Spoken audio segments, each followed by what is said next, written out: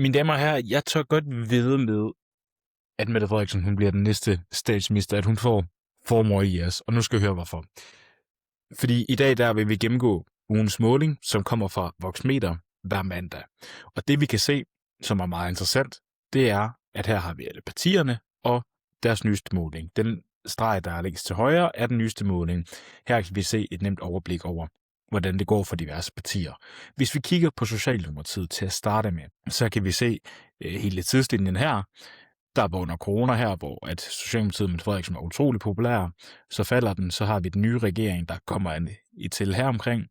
Og de er jo så faldet, hvor de jo når et lavpunkt her omkring kommunalvalget i december-november sidste år. Helt ned på 18%. Så sker der Grønlandskrisen, de stiger igen, og nu er de oppe på mellem de 21 til 23%.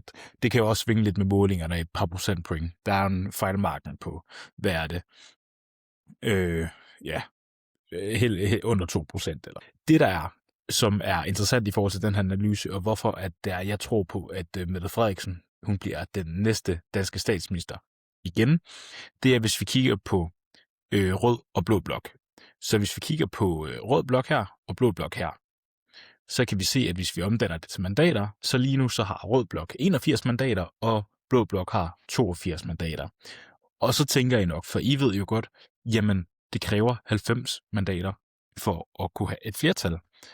Og det er korrekt. Og det er der ikke nogen af blokkene, der kan få lige nu. Vi kan se her på det seneste, at det skifter meget.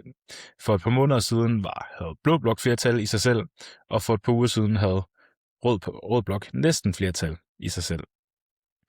Det, der bliver interessant, det er så, hvor går de sidste mandater så hen? Det her, vi har Moderaterne, hvor vi altså kan sige, at Lars Løkke han har lavet et sindssygt comeback på grund af hele Grønlandskrisen her. Moderaterne står nu til 12 mandater, hvor at for bare et par måneder siden, der stod de altså til 5 mandater, og nogle målinger fra andre målingsinstitutter påstod ligesom, at der også var en chance for, at de simpelthen røg ud af Folketinget. Det er overhovedet ikke en risiko længere, og nu er der faktisk en sandsynlighed for, at det bliver Lars Løkke, der bestemmer, hvem der bliver statsminister. Fordi vi kan jo godt lave beregningen her, at hvis vi lægger mandaterne sammen, jamen så hvis Moderaterne går til rød blok, så er der flertal. Hvis Moderaterne går til blå blok, så er der flertal. Og derfor kan vi risikere, at Moderaterne ender med ligesom at afgøre, hvem der bliver statsminister. Hvorfor er det så, at det kan blive Mette Frederiksen? Det er der mange af jer, der ikke vil bryde jer om. Der er også mange af jer, der vil elske det, men der er også mange af jer, der ikke vil bryde jer om det. Og nu skal jeg nok fortælle, hvorfor jeg tror, det sker.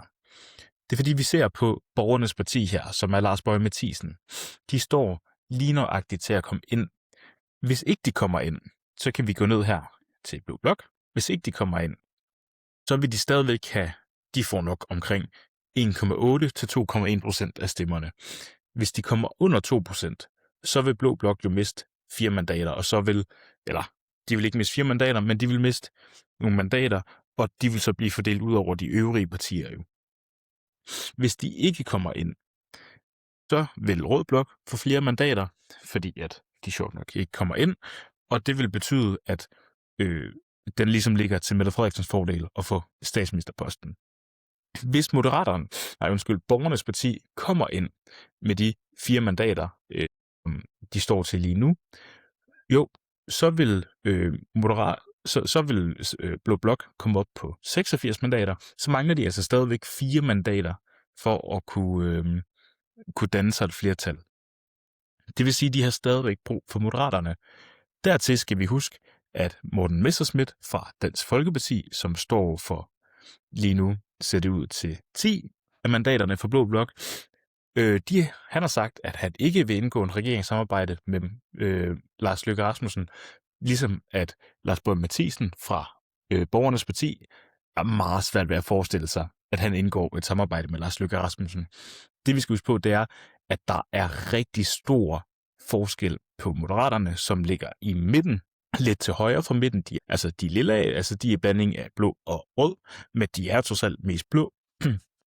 Der er rigtig, rigtig langt politisk fra dem, og så ud til Borgernes Parti med Lars Boje Mathiesen, og de er også rigtig uenige i Dansk Folkepartis udlændingepolitik. Det vil sige, at det kommer til at virke rigtig usandsynligt, at Moderaterne kommer til at støtte en regering, som også er afhængig af mandaterne for Borgernes Parti. Og bliver det mest sandsynligt, at Moderaterne kommer til nok at indgå i en mindretalsregering, som kommer til at ligne noget, der hedder Moderaterne, SF, Socialdemokratiet,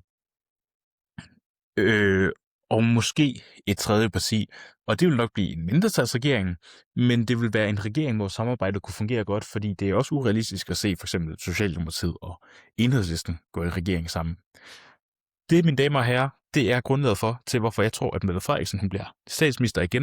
Det er fordi, at Moderaterne kommer til at være tungen på vægtskålen, og Moderaterne kan simpelthen ikke samarbejde med hverken Borgernes Parti eller Dansk Folkeparti. Det vil sige, at Blå Blok vil ikke kunne samle sig om en statsministerkandidat, fordi at Moderaterne ligger i midten.